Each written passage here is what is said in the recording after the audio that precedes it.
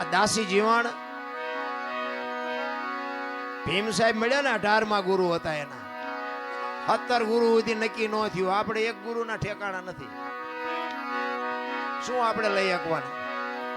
દાસી જીવનને ભીમ સાહેબ મળ્યા 18માં ગુરુ, અને એ ભીમ મળ્યા પછી ભ્રમણા ભાંગી ખારું. હું તો હજી અવળો જ હાલ્યો જતો. તો આપણે એક ગુરુ હોય ને એ ગુરુ પછી આપણા માથા ભાંગે વાવ. શું આપણે લેવું? વેદના તો હોવી જોઈએ બાપુ. તન મન ધન જો તમે સદગુરુને હોઈપું હોય અને સદગુરુ મહારાજ પાસે તમને માગતા ન આવડે અને સદગુરુને દેતા ન આવડે તો ગુરુ શિષ્યના નાતાને કરવાના શું ભલામણ?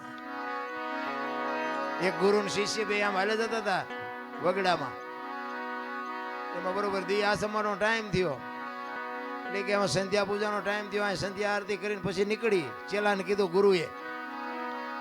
ચેલો કે પણ બાપુ આ સિંહ ની ત્રાડ્યું સંભળાય છે, અહીં કોઈ નહીં આપણી કથા સાંભળે, કે હાલો ને થોડાક આગાવ્યા જાય. એ કે ના, મારા ગુરુનો આદેશ છે, સંધ્યા આરતી મારા કર્યા વગર હવે આગળ નો હાલે. જમાવી બાપુએ. પછી તો ચેલાને જમાવી પડે. એ જે કઈ મૂર્તિ દીવો ને અગરબત્તી કરવાનું હતું કરીને તુહી તાર લાગી ગયો. પડકે આસન જમાયું ચેલાએ, પણ એની ઘડીએ ઘડીએ આંખ ઉગડી જાય. મારો બેટો સિંહ બી આવશે, સિંહ આવશે. અને ખરેખર આવ્યો. ક્યાંક કરતો નીકળીને બાપુ ખડતાલ મારીને દોઢ ગાડું થોડું ઉડાડી અને ચેલાને એમ થયું ઉપાડ્યા. સિંહ ને ભાડ્યો એટલે ચેલો ચડી ગયો ઝાડવા ઉપર. એ કે ગુરુ ગયા. અત્યારના ચેલા લગભગ ગુરુના ખવડાવી જ દે. એ ઉપર બેઠો બેઠો જોવે છે અને સિંહ આવ્યો. સદગુરુ મહારાજ જ્યાં બેઠા છે ભજનનો તાર લાગી ગયો છે અને અહીંયા સિંહ આવી અને ગુરુ મહારાજને આ પરિક્રમા કરી સામે બે પગ લાંબા કરી પગે લાગીને સિંહ વિયો ગયો. અને ચેલો અહીંયા બેઠો બેઠો વિચાર કરે હું બેઠો તો મને પગે લાગે, પણ એ તો કાળજુ ઠેકાણે રહેવું જોઈએ ને. પછી એઠો ઉતરીને પાછો બેહી ગયો ને ઘડીક થયું ને બાપુ જાય ગયા ને પછી બધું ભેગું કરીને ગુરુ કેલા આ કમડળ ને ચીપીઓ ના જોડીને બધું મારે લેવાનું, તું કઈક તો ઉપાડી ગયા એમાંથી. કે બાપુ ચીપીઓ લાવો મારી. એ ચીપિયાની કડીમાં આમ આંગળી ભરાવી ને આમ ફેરવતો જાય ને બાપુ અરે વાતો કરતો જાય કે બાપુ હમણાં આપણે બેઠા ને અહીંયા કે સિંહ આવ્યો હતો.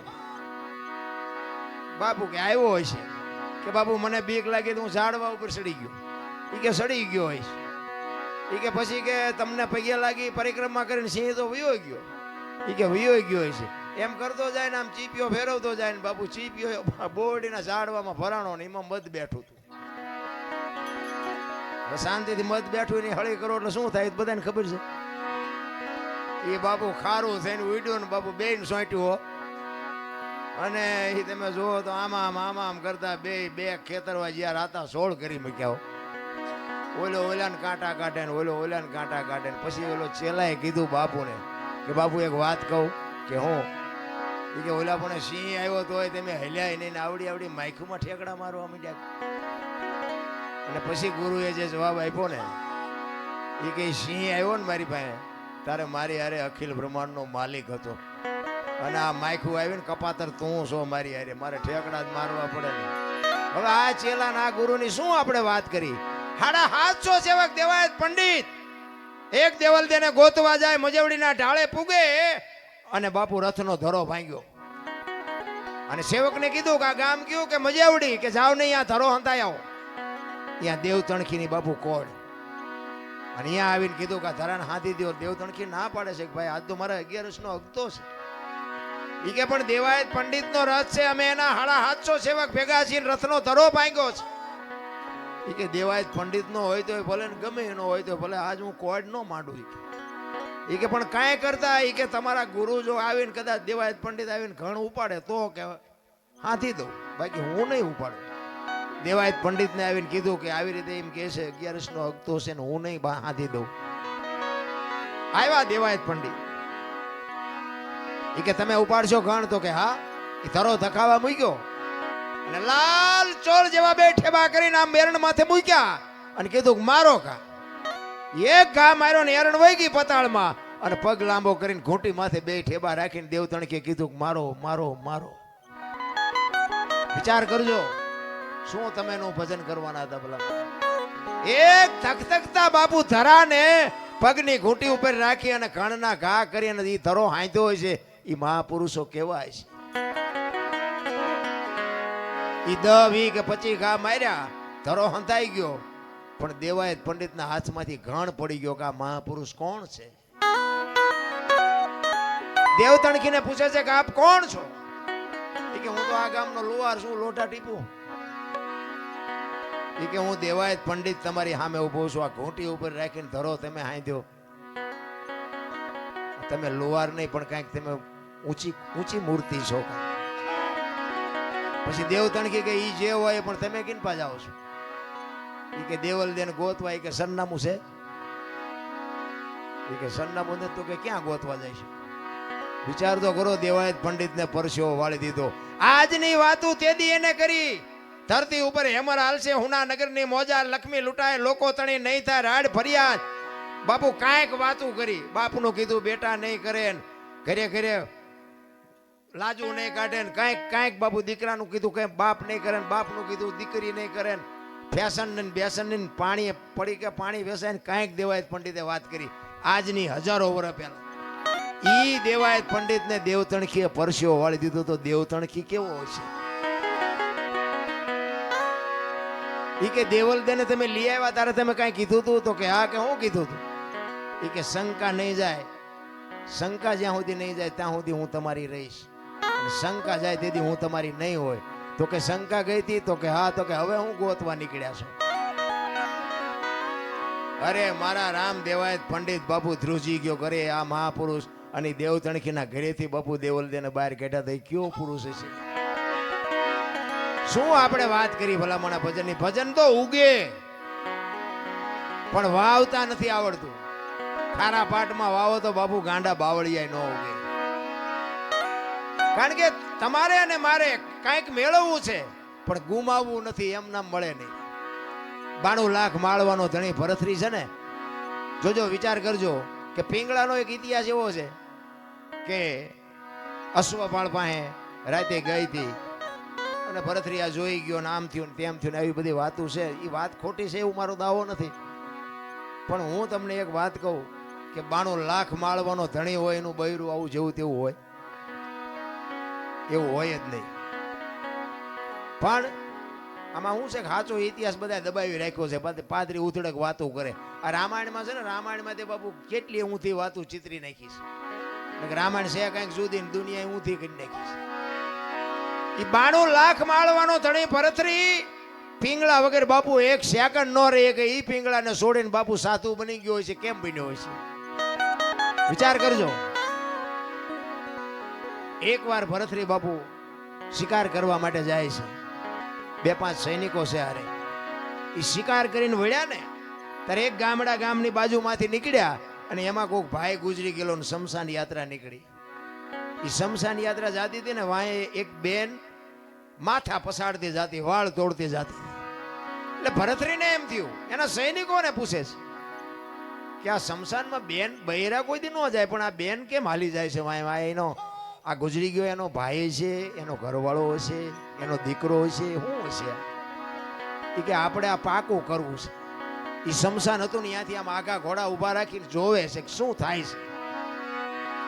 એ લાકડા બાકડા ગોઠવીને ભાઈને ગોઠવી દીધો અને બેન બધાને કગરે છે કે મને જવા દો, હવે મારું 17 વયું ગયું, મારે આ દુનિયામાં જીવીને હવે શું કામ છે? એટલે કોઈ છોડતા નથી ને. પછી બેન ને બાપુ સત ચડ્યું ને, એ જણના હાથમાંથી જોંટ મારી નીકળી જાય, હળગતી અગ્નિમાં બાપુ એ દીકરી વહી ગઈ અને ભાડ ભાડ ભાડ ભાડ મંડી હળગવા. એ દીકરી હળગ દીધી પણ ભરથરી ઘોડા ઉપર બેઠો બેઠો પાણાની મૂર્તિ જેવો થઈ ગયો કે આહા, જીવતા જીવ આ દીકરી હળગી ગઈ. આ કેટલો પ્રેમ હશે. ને એક ભાઈને પૂછ્યું કે આ ગુજરી ગયું કોણ હતું? એ કે બેન જે હળગી ગયા ને એના ઘરવાળા હતા. ભરથરીને વિચાર થાય કે આહા, પતિ પત્નીનો કેટલો પ્રેમ, જીવતા પોતાનું દેહનું બલિદાન કરવું, આ કેવડી મોટી વાત. એને બાપુ ક્યાંય હક નથી. ભરથરીને ઘરે આવ્યો, ઘરે આવીને બાપુ આમ સોફા ઉપર બેહી, હિંડોળા ઉપર બેહી અને વિચાર કરે છે. પિંગળા પૂછે છે કેમ આજ કાંઈ બોલતા નથી? પાણી લઈ આવું, ચા લઈ આવું, જમવા લઈ આવું? એ કે પિંગળા, આજ મેં એક સપનું એવું જોયું ને, એક ચિત્ર એવું જોયું કે મારું મગજ હજી કામ નથી કરતું. પિંગળા કહે છે કે એવું શું તમે જોઈને આવ્યા છો કે તમને હક નથી? તમે તો રાજા છો. એ કઈ વાત હાજી, પણ એક ગામની બાજુમાંથી અમે નીકળ્યા ને, એ એક ભાઈ ગુજરી ગયા હતા અને એના ઘરવાળા, એની પત્ની હતી ને, એ ભાઈને હળગાવ્યો ને હળગતી અગ્નિમાં બાપુ એ દીકરી ભડ ભડ ભડ હળગી ગઈ. હું તો જોઈ રહ્યો, મને હજી મારા હૃદયમાં બાપુ ચેન નથી પડતું. અને પછી પિંગળા કહે છે કે અગ્નિ મૂકી હતી કે એની હાથે પ્રગટ થઈ હતી? કે ના, અગ્નિ તો મૂકી હતી. તો એ તો ત્રીજા નંબરનો પ્રેમ કહેવાય, એમાં શું મોટી વાત હતી? જોજો, ઇતિહાસ એમ નામ ન બને. ઈ અગ્નિ જો મૂકી હોય તો એ ત્રીજા નંબરનો પ્રેમ કહેવાય. અને ભરતરી વિચાર કરતો તો હારો બીજા નંબરનો કેવો હોય છે, પહેલા નંબરનો કેવો હોય છે? એ પિંગળાને કહે છે કે તો મને આ તમે મને ખુલાસો તો કરો, આ બીજા નંબરનો પ્રેમ કોને કહેવાય, ત્રીજા નંબરનો કોને કહેવાય? ત્યારે એમ કહે છે કે અગ્નિ આપી ની ત્રીજા નંબરનો છે, અને જમણા પગના અંગૂઠેથી એની હાથે પ્રગટ થાય ને, એ બીજા નંબરનો છે. તો કે પહેલા નંબરનો? કે પહેલા નંબરનો પ્રેમ ઈ છે કે પોતાની પત્નીને એનો ધણી ગુજરી ગયો એવી વાત જ્યાં કાને પડે અને શ્વાસ અંદર હોય તો બહાર નો નીકળે, ને બહાર હોય તો અંદર નો જાય, ને ખોળિયામાંથી જીવ નીકળી જાય, આનું નામ પહેલા નંબર. હવે આવું આપણા બૈરા કે એટલે આપણા બૈરાને પૂછ્યું કે ન પૂછ્યું તું મને કેટલા નંબરનો કરે છે? આપણે કે હારા તો એટલા બધા નથી જ તે.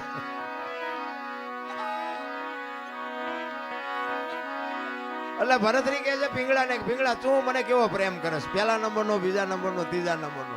એટલે સ્વાભાવિક છે આપણું બૈરું પહેલા નંબરનો કરતું હોય, ત્રીજા નંબરનો, પણ એ તો એમ જ કે પહેલા નંબરનો કરું છું.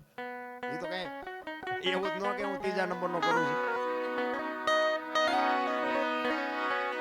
એટલે પિંગળા કહે છે મહારાજ એ બધી વાત જવા દો અને જે કરતા હોય કરો. એ કે ના, બીજું કઈ નહીં, ખાલી હું તને પૂછું છું તું મને પ્રેમ કેવો કરસ? પછી પિંગળાને એમ થયું કે આ જાણ્યા વગર તો લોહી પીધા વગર રહેશે નહીં, અને સાચું આમને સમજાવવાનું નથી.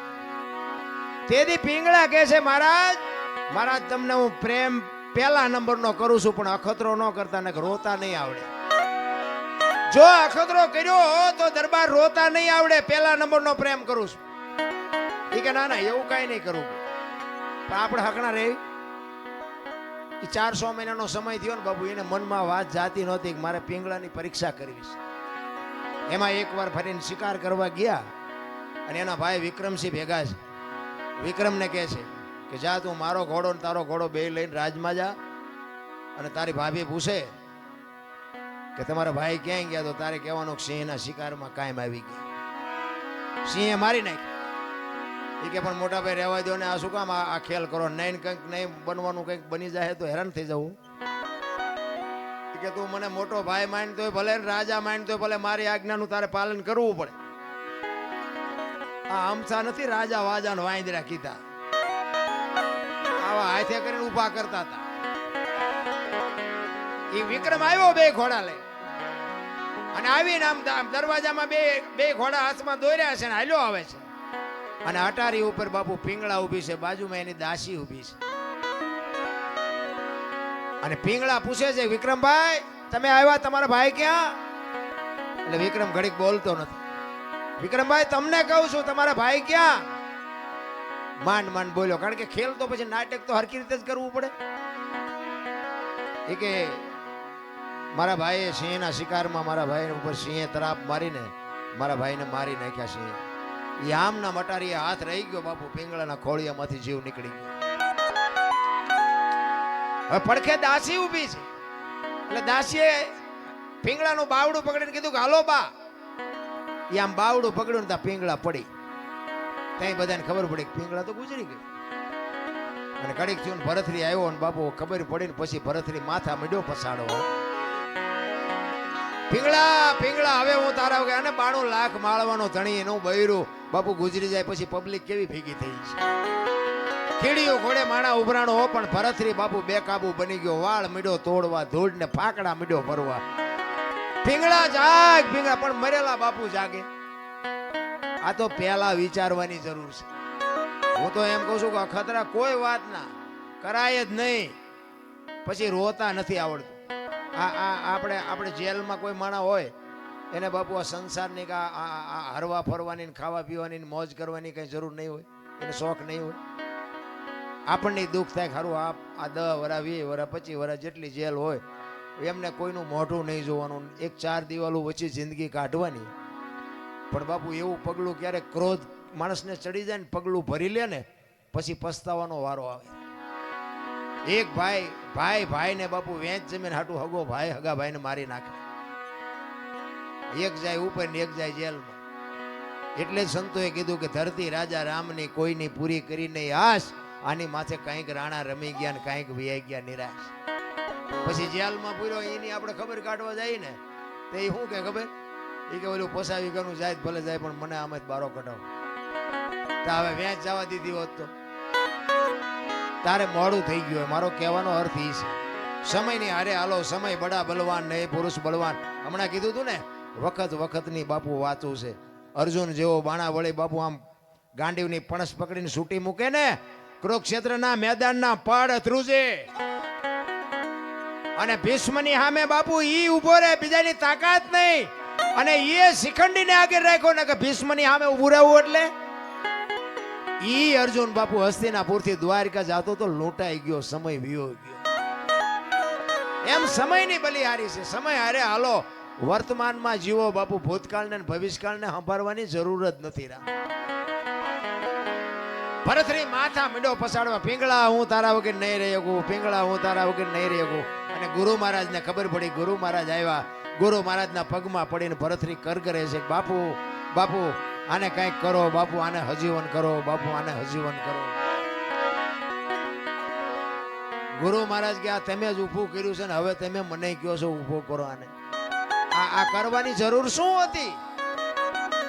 એ કે બાપુ તમારા પગ પકડું, મારી ભૂલ થઈ જાય, મારું આમ થઈ ગયું, મારું આમ થઈ ગયું. એ કે ભાઈ મરેલા જીવતા થાય તો માણાની આ લાઈનો લાગે, મારી એવી થોડી તાકાત હોય કે મરેલા હું જીવતા કરી શકું. એમ કરતા કરતા શમશાન યાત્રા તૈયાર થઈ અને માણસો બધા શમશાને જવા માંડ્યા. શમશાન યાત્રા હાલીને બાપુ ભરતરી વાંહે ગાંડો પાગલ થઈ ગયો. ગુરુ મહારાજની આંખમાં આહુડા મીડ્યા પડવા કે હવે આ ભરતરીને મારે કેમ કાબુ કરવો. ઈ કે પાગલ થઈ જાય ને તો આખો 92 લાખ માળવો નોથારો થઈ જાય કે આ 92 લાખ માળવાને કોણ હાચવશે. એમ કરતા કરતા શમશાનમાં ગયા. ઈ લાકડા ગોઠવાને પિંગળાને માથે ગોઠવી અને બાપુ ભરતરી ગાંડો તૂર થયો. અને એમાં કુદરતને વાત રાખવીને એક ગુંદકાનો આત્મો આમ જાતો હતો અને સદગુરુ મહારાજ એના ભજનના બળથી આમ જોઈ ગયા કે આત્મો હારો નથી, પણ આ ભરતરીને કાબુ કરવા માટે જો આ પિંગળામાં નાખું પિંગળા બેઠી થાય ને તો ભરતરી બાપુ ઠેકાણે આવી જાય. એ ગુંદકાનો આત્મો બાપુ પકડી અને પિંગળાના ખોળિયામાં નાખ્યો અને પિંગળા બેઠી થઈ. ભરતરી ભાનમાં આવી ગયો પણ અસલ પિંગળા બાપુ મરી જઈ. એ પછી ઘોડેસવારનો ને અશ્વપાલનો ને એ બધો ઇતિહાસ ને પછીનો છે. બાકી 92 લાખ માળવાનું બૈરું બાપુ એવું ન હોય જેવું તેવું. કહેવાનો મારો અર્થ કે જે સત્ય છે ને એને છુપાયું છે કઈ. આ રામાયણ છે, રામાયણ તમે જો ઘણા બધા એમ કે લંકા હનુમાનજી હળગાવી. હું એમ કહું હનુમાનજી હળગાવી જ નથી. લ્યો બોલો, લંકા વાળાએ જ હળગાવી છે, હનુમાનજી હળગાવી. દિવાળી કોને મૂકી હતી? તા ઓલો બચવા હાટું માણા ભાગા ભાગ આપણને કોઈ હળગાવે ભાગા ભાગ ન કરવી. ગોદડા એમને જ વીટાડ્યા હતા, તેલ એમને રેડ્યું હતું, દિવાળી એમને મૂકી હતી. હનુમાનજી તો બચવા હાટું ભાગ્યા. હવે ગોદડા હળગતા વેરાણા લંકા હળગી, એમાં હનુમાન નો વાંક શું? હનુમાનજી લંકા હળગાવી, હનુમાનજી હળગાવી જ નથી. અને આખી દુનિયાને ખબર છે પાકું કોઈ કરતું જ નથી. બીજી વાત તમને કરું કે સીતાજી જનક મહારાજની દીકરી મિથિલા નરેશ હવે શિવ ધનુષ નું ઘોડો કરીને ફરતા હતા. અને પછી જનક મહારાજ જોઈ ગયા કે હવે આ શિવ ધનુષ ને મારી દીકરી જો ઘોડો કરીને ફરતી હોય તો આના મૂર્તિયા હાટું શું, આના માટે મૂર્તિઓ મારે કેવો ગોતું. એટલે પછી સંયમવર રચવાનું નક્કી કર્યું કે આ ધનુષ ને જે ભાંગે એને મારી દીકરી વરમાળા પહેરાવે. હવે ઈ સંયમવર રચ્યો ને એમાં કે રાવણ હતો એવું કહે છે. સાચું ખોટું મારો રામ જાણે હો. એ રાવણથી કે ચોખા જેટલું ધનુષ હેલ્યું નહોતું. હવે એનેથી ચોખા જેટલું ધનુષ નું હેલ્યું તો વનમાંથી સીતાજીને આખે આખા ઉપાડી ગયો. આનું શું કારણ? આખે આખા સીતાજી ઉપડે. સીતાજી ઘોડો ઘોડો કરીને ફરતા હતા. ઈવડું એ ધનુષ રાવણ હલાવી ન હોય. અને વનમાંથી જેથી લક્ષ્મણ રેખા ઓળંગી ગયા અને સીતાજી આખે આખા ઉપાડી ગયો. આપણને માયનામાં આવે. પણ આમાં એક વાત પડી છે. ભોળાનાથ અને પાર્વતી બે જયારે હિમાલય ઉપર હતા ને ત્યારે પાર્વતીમાં વિષ્ણુ ભગવાનને અહીંયા બેહવા માટે ગયા અને વિષ્ણુ ભગવાને મકાન બનાવ્યું હતું. એટલે લક્ષ્મીજી બધું બતાવવા માંડ્યા કે જો આ મેં મકાન બનાવ્યું, અહીંયા અમારે જમવાનું ને અહીંયા અમારે રહેવાનું ને અહીંયા હુવાનું ને અહીંયા રસોડું ને અહીંયા ફલાણું ને અહીંયા ફલાણું.